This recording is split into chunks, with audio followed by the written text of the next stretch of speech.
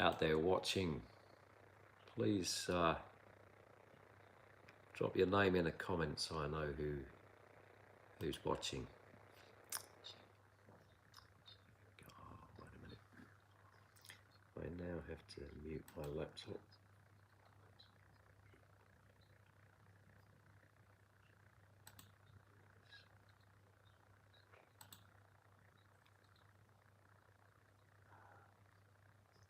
I can't see how to do it.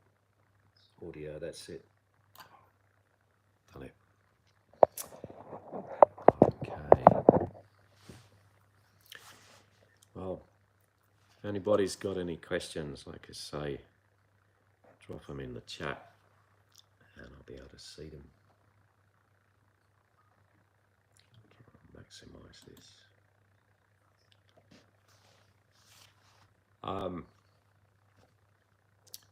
So the idea of these check-in sessions, if anybody's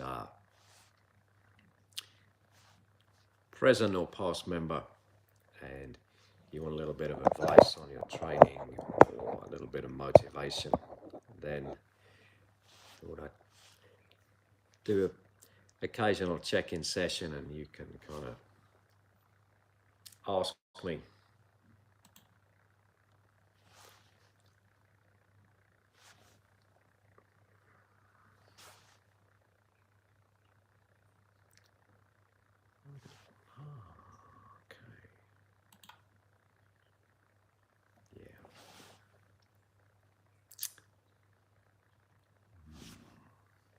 Something not working here.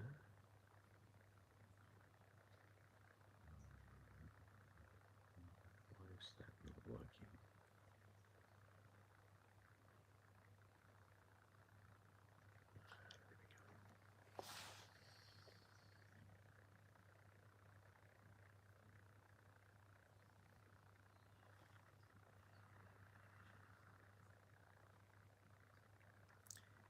You can see we've got quite a lag on the timing.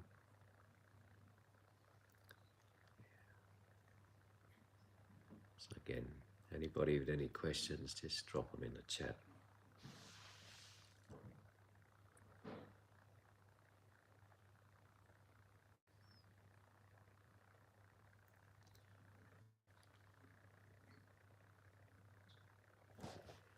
Yeah, realize I'm kind of repeating myself here, but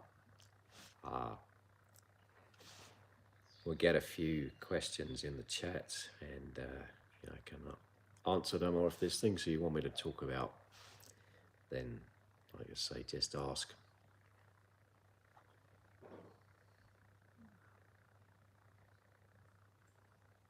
Otherwise, I haven't got much to say. Hi to Mike. Thanks for the first comment. That's great. If you got anything that you'd like to ask Mike, just go for it. Hi James. James and Nadia, Lila. My day, how's my day? I'll start off with that. I woke up with a splitting headache because I was training really hard yesterday. I had got a stiff neck and back, but I'm pretty good at getting rid of them. I find that if I drink the black pu'er tea, kind of thick black tea, and massage the acupressure points, then I can get rid of the headaches. Yeah. So the day started pretty slowly, and it's picking up now. It's actually a cold day here in Bai, in the mountains in the north of Thailand. Surprisingly chilly. And although it's warm compared to, say, London or definitely central Russia, Thailand isn't really set up for cold weather. We don't have any heating and no insulation, so you feel a bit chilly.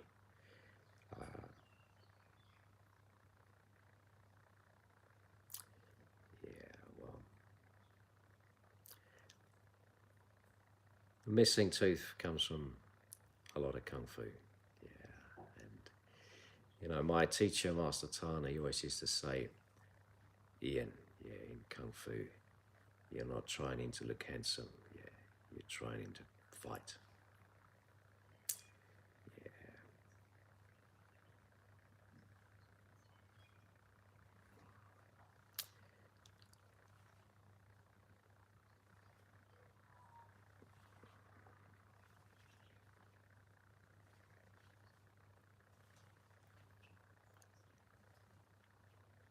Yeah, sorry, that's all it's all about. It's all a kung fu chat. Um, I'm the teacher of the kung fu retreat, and the idea of these check-ins is that all of the people who've trained with me, and there's quite a lot scattered around the world, can check in and talk about their kung fu.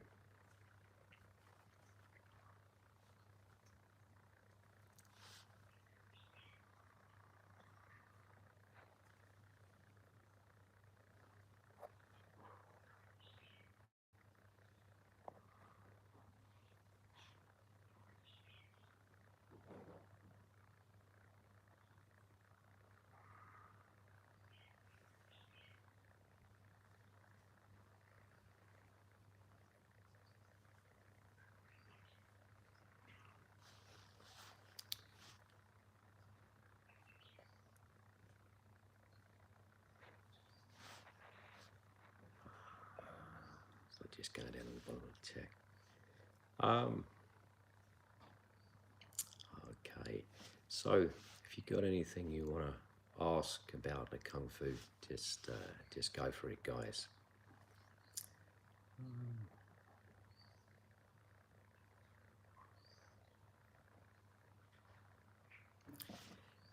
If I know you and I can't recognize you by your YouTube name, then just put your name in the chat so that I can kind of say hi. Yeah, and we're done. Thank you for the you're awesome. But yeah, we don't kind of like rudeness in kung fu, but we deal with it calmly and politely. And yeah, we would love to see you all at our kung fu retreats. So if anybody ever gets a chance, crack over here and do some training with us.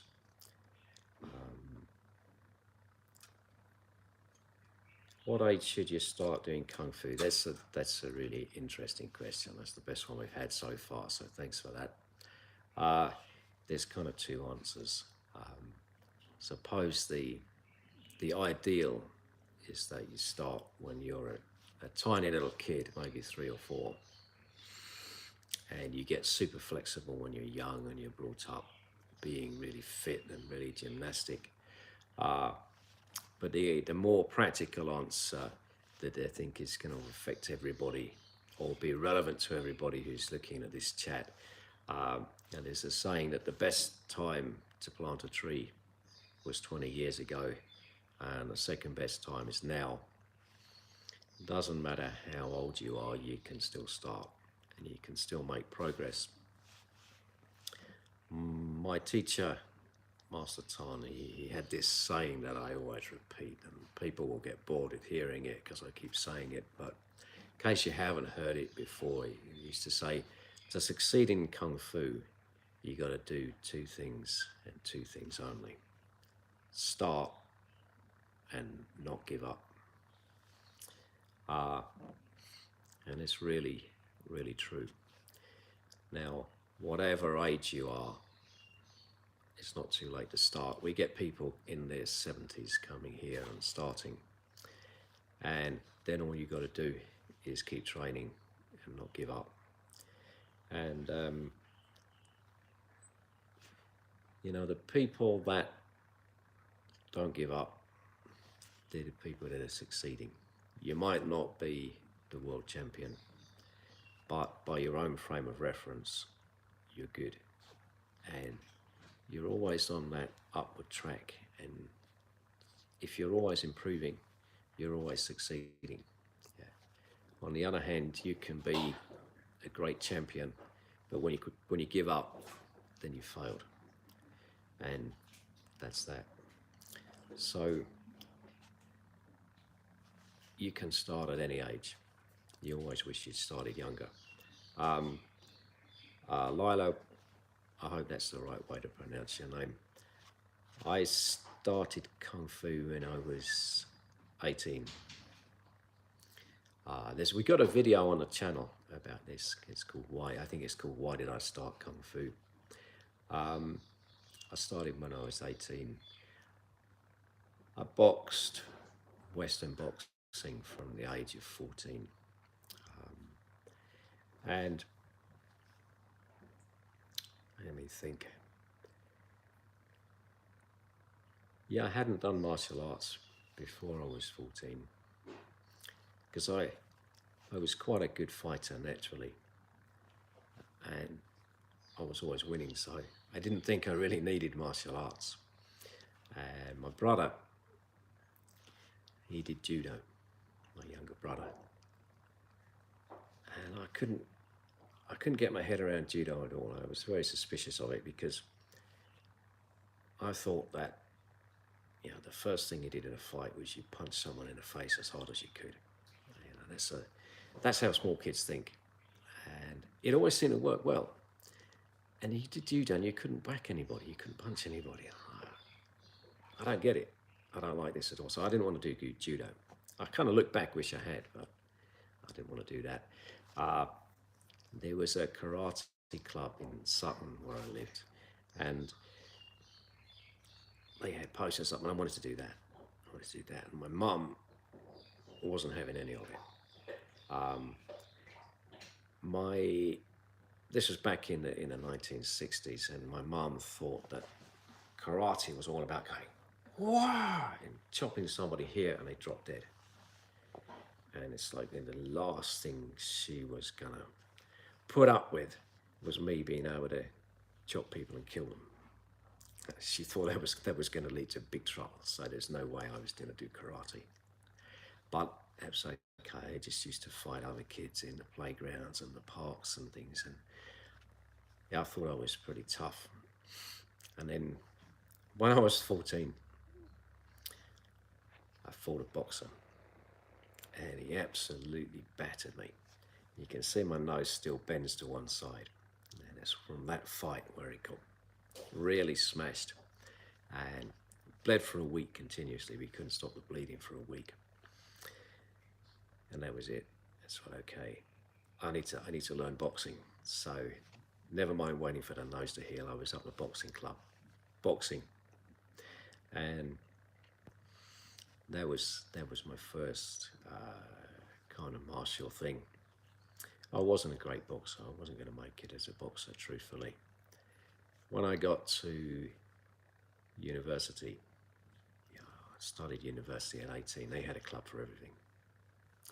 Now, back where I came from, there were no kung fu clubs. There wasn't like now. There's every martial art. It's everywhere, but it wasn't. You didn't find many martial arts clubs in the 1960s and 70s.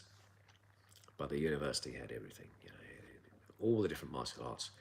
And I looked through, and what am I going to do? What am I going to do? And I chose Kung Fu because it sounded exciting, but it had a bit more depth to it. You know, I had this image of,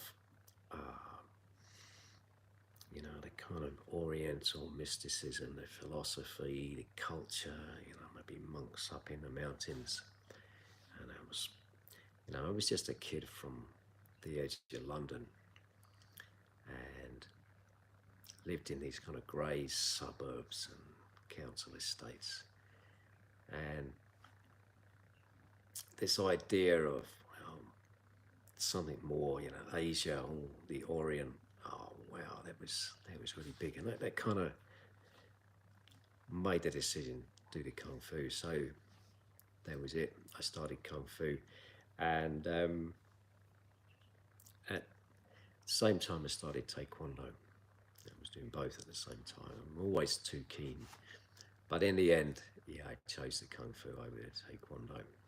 And that was in 1981, a long time ago, nearly 44 years ago. No, nearly 40, yeah, nearly 44 on my maths. And yeah, kept going ever since, never tempted to give up. So, and it gave me a great life. You know, I grew up never really expecting to have an exciting life.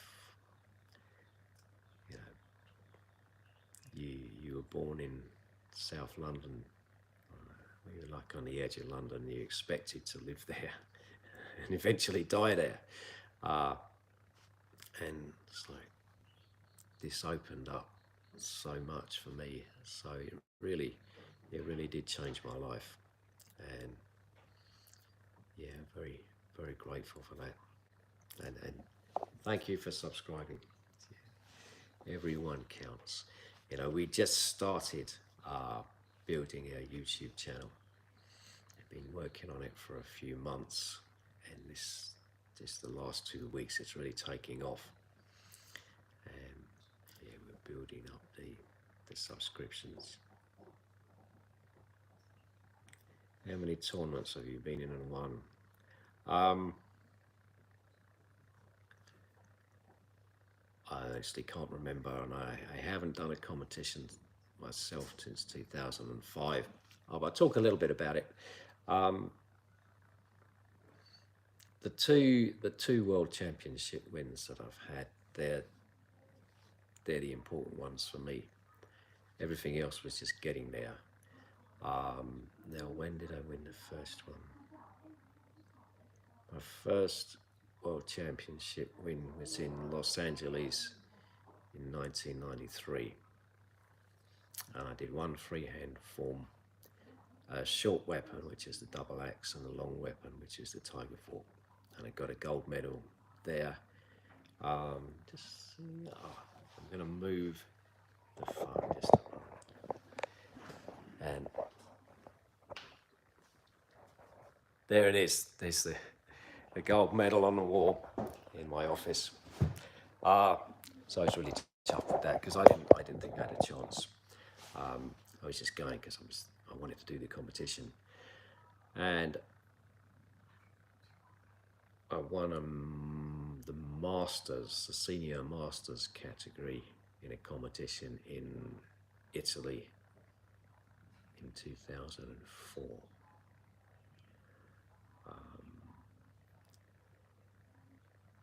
And yeah, Lila, I'll be on. I've got 2 live streams coming up tomorrow.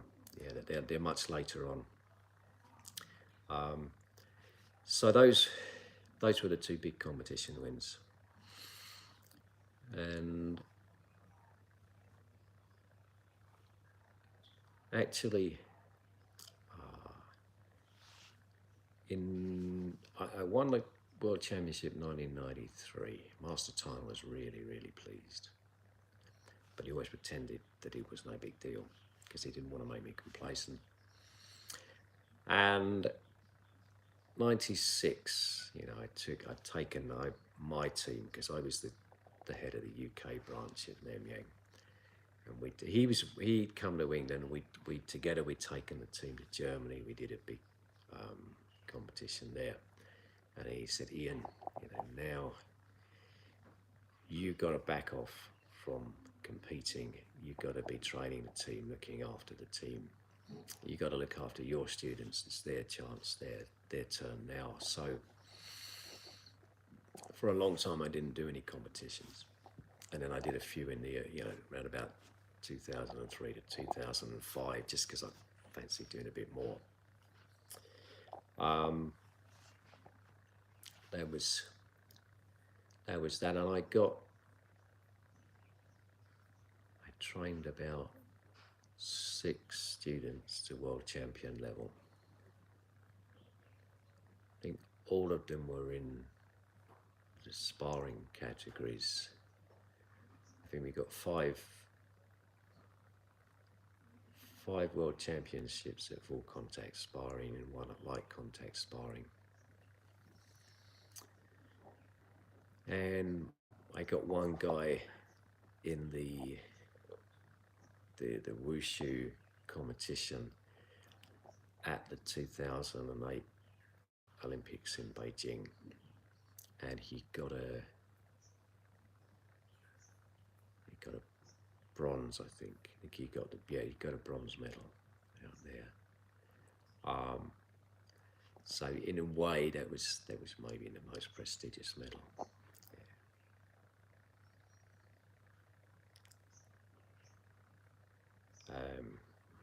Okay, that's an interesting one. Recovery from injury and bouncing back. Recovery from injury. A lot of it's down to common sense, and it's about it's quite injury specific. Okay, here's an interesting point. I got a lot of very interesting people at the Kung Fu retreat here in Thailand. And I had quite a lot of doctors through here. And I had one guy, he was a reconstructive surgeon in a hospital in London. He was quite a high up surgeon.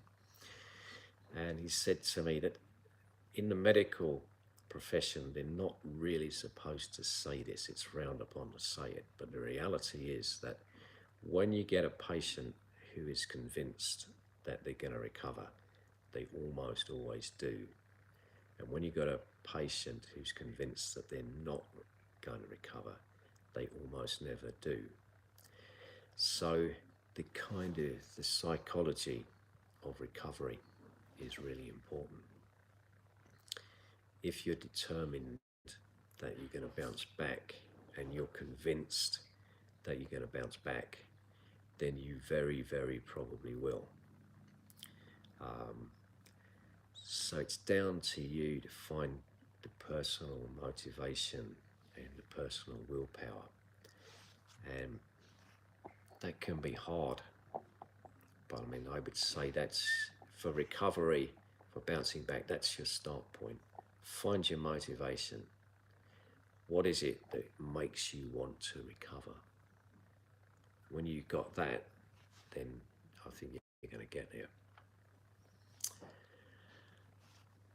Guys, I've gone a little bit over time. I've got a call scheduled now.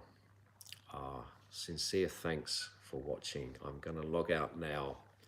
I'll be back on again tomorrow, but it's a later time than this. It'll be on our schedule. So maybe I'll see you then. Thanks, guys. Yeah. Bye-bye.